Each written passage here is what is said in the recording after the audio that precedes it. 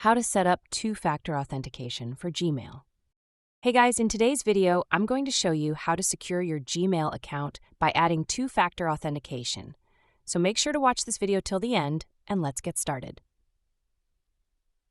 First, go to the gmail.com website and make sure you are logged in to your Gmail account. Click on your profile picture in the top right corner and select Manage Your Google Account. Now tap on the Security tab. Scroll down until you see the Signing In to Google section. Tap on Two-Step Verification. Now click on Turn on Two-Step Verification. If you are using the device that you usually use with your Gmail account, then it will instantly turn on the two-step verification and show you the Google prompt and phone number on the screen.